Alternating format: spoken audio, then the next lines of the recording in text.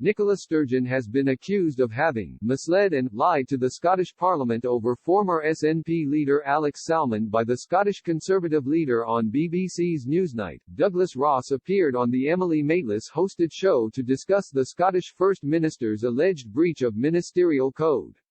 The Scottish government published emails yesterday showing advice it had received warning that it was likely to lose a judicial review of its handling of sexual harassment complaints against Mr. Salmond in 2018. Speaking to Ms. Maitlis, the Scottish Tory leader attacked Ms. Sturgeon over the released emails.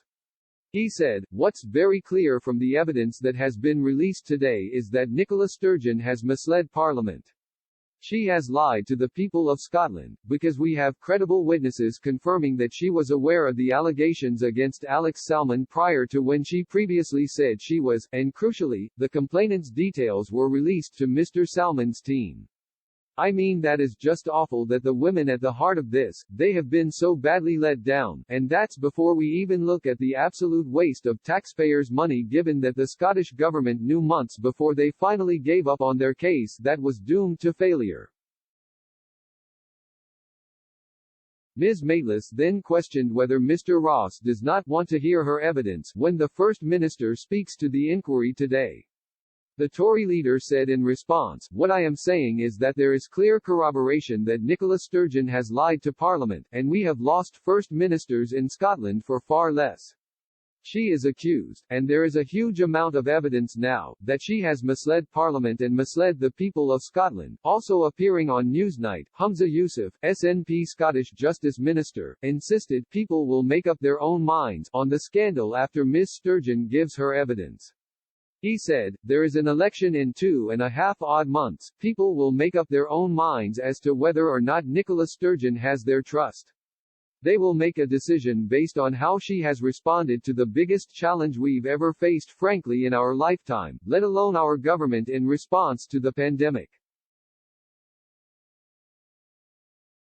I'm very confident to say, regardless of what comes out of this parliamentary inquiry, that Nicola will be returned not only as First Minister, but will lead us to an independence referendum and ultimately to independence." It comes after new documents published by the Scottish Government on Tuesday evening included email advice from a senior lawyer who was very concerned indeed about the sexual harassment case in October 2018, with the government's counsel urging it to admit defeat by December 6. They admitted defeat in January 2019, paying Mr. Salmond more than £500,000 in legal fees after admitting its investigation into the allegations had been unlawful as the civil servant tasked with investigating the complaints had already been in contact with the complainants. Senior lawyer Roddy Dunlop QC said on October 31, "This presents a very real problem indeed, as it could appear that the investigating officer was not eligible." Lawyers representing Ms. Sturgeon complained on December 19 of extreme professional embarrassment and threatened to resign from the case on December 28.